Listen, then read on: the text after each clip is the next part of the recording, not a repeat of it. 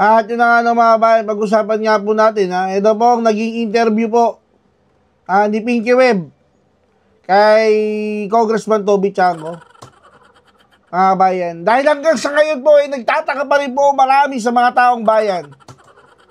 Ano po ang nangyari sa pera ng taong bayan? Saan po nagsimula ang nakawan? Na kahit po si Madam Pinky Web, natatawa na lamang po. Bakit po? Yung mga congressman po natin ngayon, sobra po kakakapal ng mukha. Guys, ganito siguro kataba na espalto yung nilagay sa pagmumukha nila, mga kabayan. Mantakin mo, 2025 budget ang pinaka binaboy at pinaka-kurap na budget sa balat ng Pilipinas. Ito po ay nangyari sa panahon ni Bongit at ng kanyang kapatid na si Tamba, ay pinsan na si Tamba. Tapos, ang kakapal ng muka, sasabihin ni Tamba, hindi, magiging transparent na kami. Lahat ng budget dapat makita ng taong bayan, ulul. Diba? Palibhasa, tapos na ang eleksyon. Kaya nung mga nakaraang taon, sige ang pagkamkam ninyo, akap, AX, tupad, lahat na. Flood control, mga ulol. Diba? Tapos dahil wala na pong eleksyon at sa 2028 pa, kailangan transparent na tayo. Kailangan transparent na at makita ng taong bayan. Ang lulupit niyong magsalita. Kulang naman kayo sa mga gawa, mga hinayo pa kayo. Pantakin mo, galing pa si bibig mo, Tamba. Transparency. Samantalang yung best friend mong si Saldi, hindi mo masawata. At kayo pa may lakas ng loob na mag-imbestiga. At ang mag-imbestigador mo, si Ridon, na booking na pinagtatakpan si Saldi ko. Kaya ka nabara yan ni Karen eh. Alam nyo mga kabayan, minsan hindi ko gusto mag-interview to si Karen. Lalo na pag ang ini-interview niya ay mga pro Duterte. Masyadong bias eh. Tatandaan po natin na ito si Karen, piklawan po ito. Kaya ganit rin po ito kay Bongbong. O tingnan niyo po yung interview niya kay Ridon. Booking na booking eh. Diba? Bakit hindi mo ipatawag si Saldi ko? Ridon. Hindi kasi nag-divest na si Saldi ko. Ulul! Sir, ulul ka po. Huwag mong ginagagawang taong bayan. Ginagawa mo kaming bata eh. Hindi kami engot ka ba? Sir, hindi kami engot ka ba? Di ba? Sasabihin mo, hindi mo mukado lang pag lumabas yung pangalan, saka mo lang imbitahan na pag lumabas yung pangalan na may corruption. Imbitahan mo, ulul! Di ba? Isa yan sa park owner yan ng ng San Luis eh. Isa sa pinakamaraming nakubra. Isa sa mga pinaka-pumaldo sa flood control. Tapos hindi mo imbitahan, sabihin mo dahil nag-divest na. Sinong niloko mo, Sir, hindi kami, tanga ka ba? Yun lang mga bayan, ito, panoorin mo natin Kung hindi po kayo mainis, kahit si Madam Pinky Web, naiinis na. Dito sa mga ulo pong na to. Ito mo, Ma'am Pinky, pasok po. Get on point with Navotas City Representative Toby Tiangco. Congressman, good to see you again. Welcome to the show. Thank you so much for your time. All right, so that happened Monday. We're going to rewind a little bit and tell the audience what happened last Monday. So there was a briefing held last Monday, yun po yung sa House na ang ganda po nung setup, ang daming mga members of the minority, majority, and the independent bloc which you're part of. But it started with a question on, is this a hearing or is this a briefing? Yun po yung unang tanong. What is the difference and what is the significance of that? Hindi, okay, liwanagin lang. Short reply lang, no? Para hindi maubos yung oras. Ang kasi hindi ka pa pwede mag-hearing kung hindi pa nagpo-first reading on the General Appropriations Bill. Wala pa yung General Appropriations Bill, National Expenditure Program pa lang. So, hindi talaga siya pwedeng maging hearing hanggat walang first reading. Kasi, di ba, all bills must pass through first reading.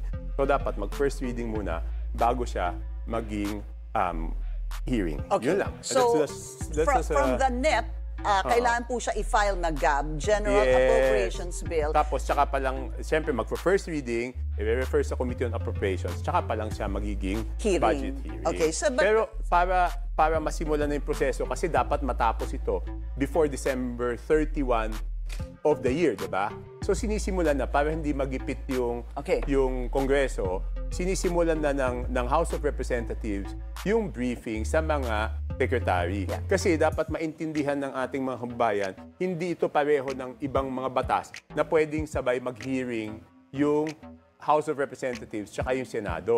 Pag hindi namin pa na ipapasa sa House of Representatives yung General Appropriations Bill, hindi naman makakasimula yung Senado sa kanilang hearing. Pwede lang sila mag-briefing. Tama. So, what happens actually is, while you're deliberating on this, nagkakaroon din po ng mga briefing ang Senado. Hindi ho ba? Yes. They have those...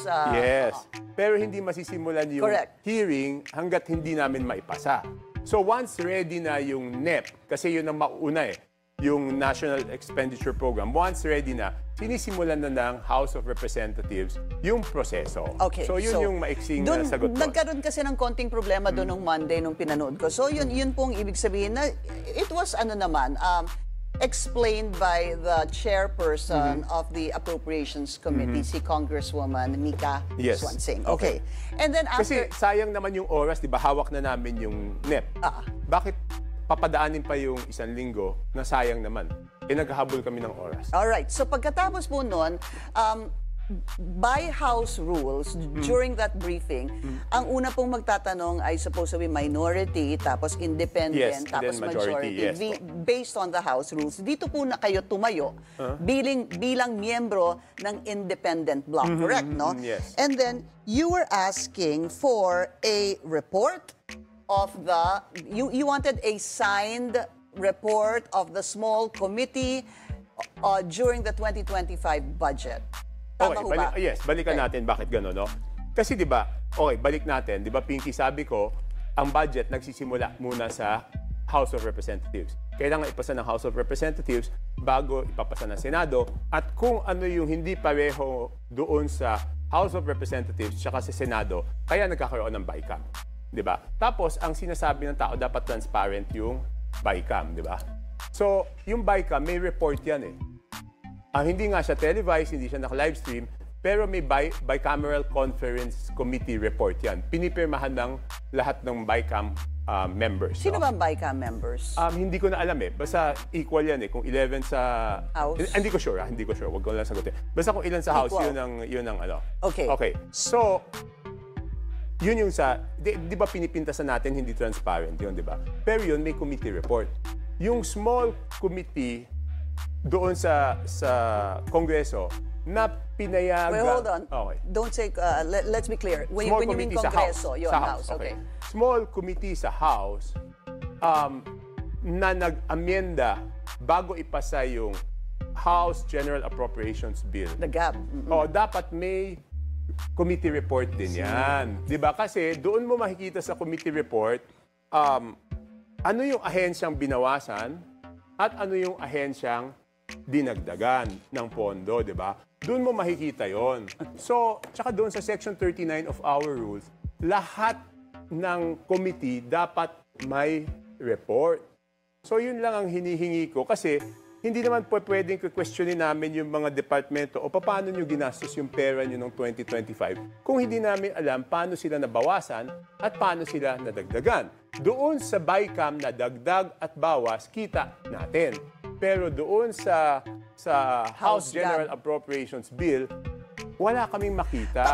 Pakikwento po ulit sa amin, Congressman, yung process dun sa House. Naalala ko during the President's State of the Nation address, you were interviewed, and then noon pa lang sinasabi mo, kailangan tanggalin na yung small committee Yes. na yan. You were saying that. Nung una, sabi mo, first reading, second reading, what was the process? Nung una, and diba, what is the wrong and right process? Nung una, tinututulan ng spokesperson ni Speaker Romualdez yun, di ba? Sabi niya, hindi, dapat si Congressman Tiangco ang mag-propose niyan. Sabi ko, bakit ko kailangan i-propose? Yung small committee is an amendment of our rules. Doon sa rules namin, Section 56 and Section 57, Section 56 sinasabi na pagkatapos ng period of, ganito, House General Appropriations Bill, magkakaroon ng first reading, then magkakaroon ng hearings, okay? Pagkatapos ng committee hearings, dadalhin sa plenaryo. Pagdating sa plenaryo, magkakaroon ng period of debate, interpellation and debate. Okay. Okay? Pagkatapos isara yung period of interpellation and debate, syempre nagdebate yung mga congressman, makikita ng committee na mayroong mga amyenda na dapat. Ito lahat ng batas, di ba? Amyenda na dapat. So magpropose yung committee ng committee amendments. Okay. Pagkatapos nun, sasara yung period of committee amendments, pupunta kami dun sa period ng individual amendments. Wow, okay. Okay? Pagkatapos ng period of individual amendments, ipapasa on second reading. Naka-record yan kung ano yung mga amendments na tinanggap, ano yung amendments na hindi tinanggap. Okay, so kayo po Okay, yan yung hold normal on. bill. Kayo po sanay na sanay dyan. Ulitin ko lang, sometimes it's a lot to digest. So first reading, tama Yes. po. Tapos magkaka-hearing after the Yes. first reading. Pagkatapos ng kanilang hearing, dadali na po yan sa plenary. Plenary, okay. Pagdating sa plenary, magdedebate po doon yung pag marami mga congressman, minsan naman hindi masyado madami, nagkakaroon ng amendments on Hindi, the tatapusin muna. Pag lahat nakapagtanong na, isasara yung period of debate. Okay. Pagkatapos Closes. isara yung period of debate, pupunta sa period of committee amendments. Na-realize ng committee na tama itong sinabi ni Congressman. So ito, i-amyendahan natin. Okay. Isasara ngayon yung period of committee amendments. Tapos, yung congressman, pwede siyang tumayo. Sabihin niya, dapat ito amyendahan natin sa batas na to. Sasabihin naman ng sponsor kung tatanggapin o hindi at pagbobotohan sa plenaryo kung tinanggap o hindi. Mahaba-haba din pala yun. Yes. Okay. Tapos,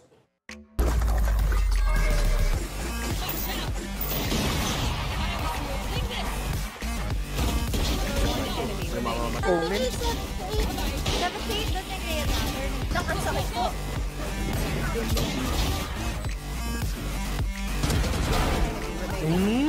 Dapat ko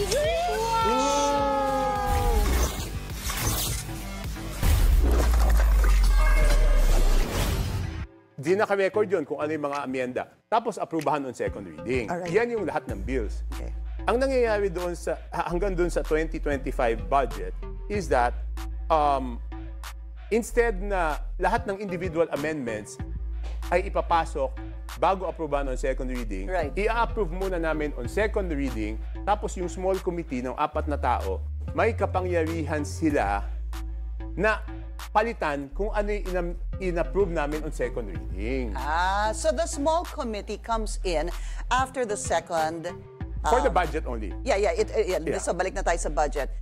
Ang nangyayari sa budget, after the second hearing, tama ho ba?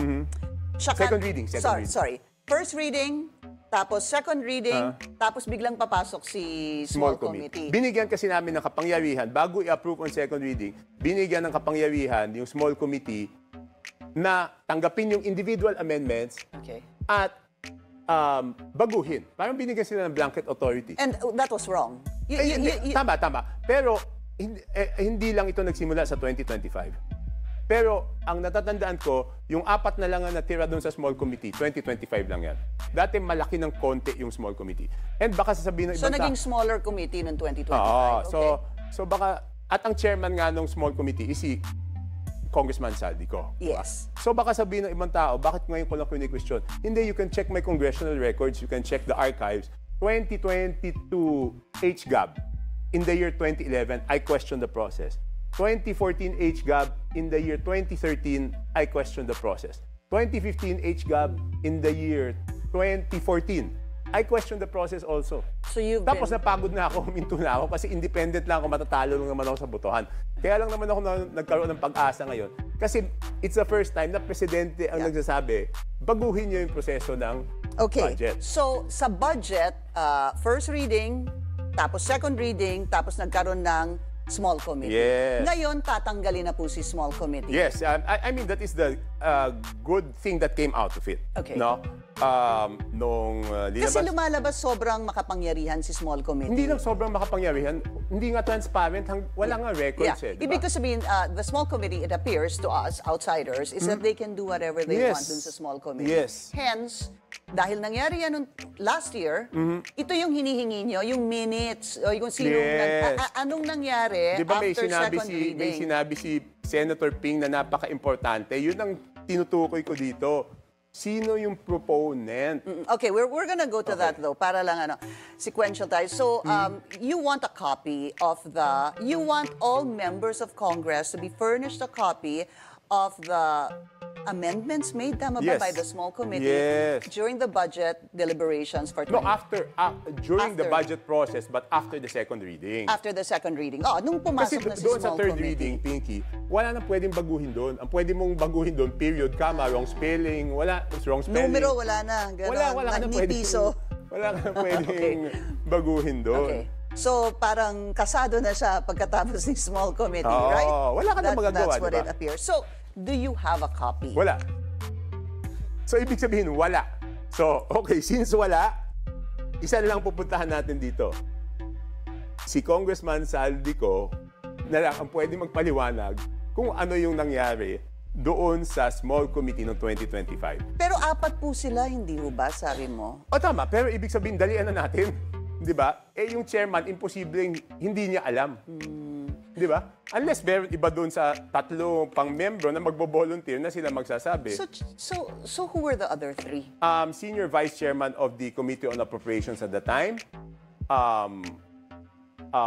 Stella Kimbo. Okay. Tapos, Majority Leader at the time, Manix Dalipe. Right. And Minority Leader, Libanan? Libanan. Yes, Nonoy Libanan. So you still have Congressman Libanan there as minority leader. He's still Yes. there? Yeah, but No, I'm just saying, Yes, right he now, is, he is. among Even Saldi's still there. among the four that you mentioned, Congressman Zaldico is still a congressman. Yes. Congressman Libanan still a congressman. Yes. Manix Delipe, no. No. And Stella Kimbo, no. No. Nandun pa po yung dalawa. Yes. What do you plan to do? Do you, can Congress ask them, call them, and... no, Congress, the leadership of Congress should call them. Yeah. Di ba? Should call them. Will they? I don't know. I'm not in part of the leadership. Di ba? Independent Yun na nga. ako eh. So, what if hindi mo po makuha yung sagot dito o yung hinihingin yung dokumento na wala nga dokumento? In Hindi ko fact, sabi maintindihan mo, ba't hindi nila gagawin. Di ba? Kasi ang daming violation sa rules namin eh. Doon sa rules namin, lahat ng records ng committee, 7 days after ma-approve yung bill, dapat nasa archives, or 15 days after mag-end yung session namin, dapat nasa archives. So wala sa archives yung ano. Eh di ba yung explanation of vote ko nga, 2011, nandun sa archives eh. O di ba? Bakit walang... So wala talaga report. and during that time that you were asking about this particular action to be furnished nga yung all members of the House, no?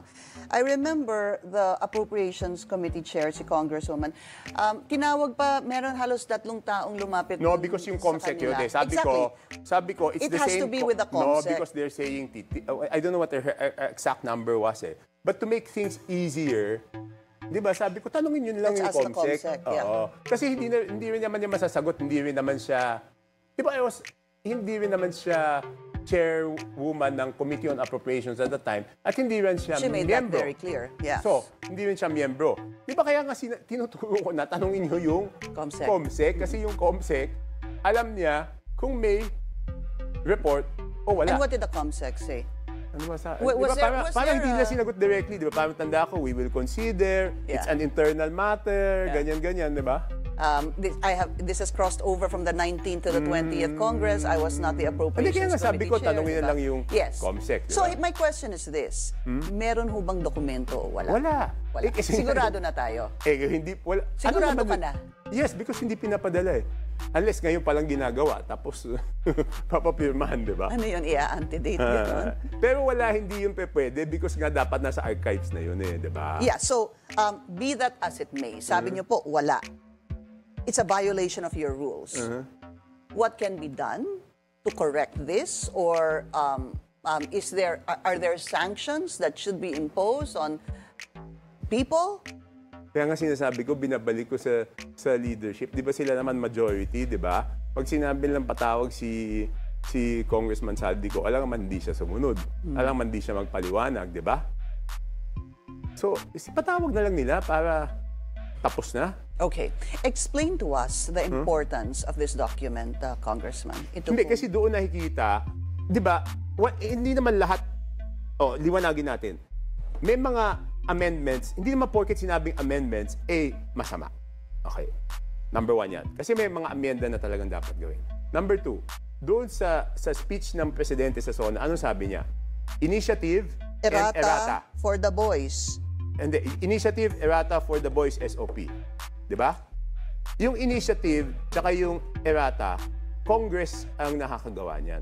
Yung initiative kasi that's the word they use for amendments It's either House initiative, ibig sabihin House ang nag-introduce ng amendment, o sinasabi minsan institutional initiative o department initiative, ibig sabihin yung inisyatibo ay galing doon sa department or Senate initiative, no?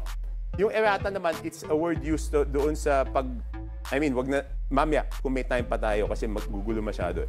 Anyway, importante muna is, hindi ka kasi makakapagdagdag doon sa isang bagay kung hindi ka magbabawas muna sa isang bagay. Kasi yung budget, hindi mo siya pwedeng lakihan. Fix siya. Kung 100 piso yan, 100 piso yan. Ngayon, kung magdadagdag ka ng budget, for example, yung flood control o yung DPWH dinagdagan, saan sila nagbawas? At sino, ito pinakamahalaga, sino ang nag-propose nung amendment? Yun ang sinasabi ni Senator Ping na proponent. Siya si proponent. Siya si proponent. Kaya napakahalaga. Sino ang nag-introduce nung amyenda na yon? Na sana makikita sa report ng small committee ng House GAB. Would Kasi that be hindi correct? yun ang ginawa, di ba? Ano ba ang inauthorize na gawin nila? Di ba? O inauthorize na gawin sila is tanggapin yung amendments. Di ba? Ang congressman, pag nagsabi ng amendments yan, normally, ang sasabihin lang nila, dagdagan to. Sino ang kung tinanggap man nila, sino ang nagdesisyon na tanggapin Sino ng final decision maker is what you're saying. Okay. Tsaka dapat nakaminuta yon, di ba? Yeah, pero dapat may minutes. Meron bang ganun, sa totoo lang, na pag meron ng private meeting or small meeting o lumipat na sa ibang kwarto, may minutes ba talaga yon? That's Ano yun committee yun, di ba? Yeah. Doon nga sa rules namin, committee dapat may report. Okay? So how do you actually move forward? That's a good question, di ba? Point that you're making. Okay. Sinong proponent or sino yung humingi nag-introduce ng amendments? Sino ang nag-approve? So now my question is, how will you find out who did this? Hindi. Congressman Saldico would know. Yes, I know. But will the majority, ang tanong po dito, gagawin ho ba nila yon? Tatawagin ho ba nila si Congressman Zaldico? Di ba sabi nila gusto nila transparent, di ba? Cornerstone, sabi ni Speaker Martin. Oh, yun, di ba? Transparent. Di patawag nila para patunayan na transparent, di ba? Okay. First of all, hindi naman talaga dapat umabot sa ganito. Is there any other way to find out? Wala Wala. Kasi there was a way to find out kung may committee report o kung may minutes. Kahit nga yung minutes, hindi nga pinadala sa akin. So, ibig sabihin, wala. Pwede bang meron? Gusto lang itago sa inyo? Ayaw makita sa inyo? Hindi ko alam, ayoko maghula. Alright. Ibig sabihin, mas masama yun kung meron, tapos ayaw lang pakita, di ba? Anong sabi ni Comsec? I mean, let's leave him out. Alam mo, yung mga tao doon, nagtatrabaho lang yun. Kung ano ang utos sa kanila, di ba? Yun lang gagawin nila. Alright, we're gonna take... Kawawa naman yung mga yun, pati sila... napag-uutusan lang. Okay, we're gonna take a very short break. We'll continue our discussion with Navota City Rep.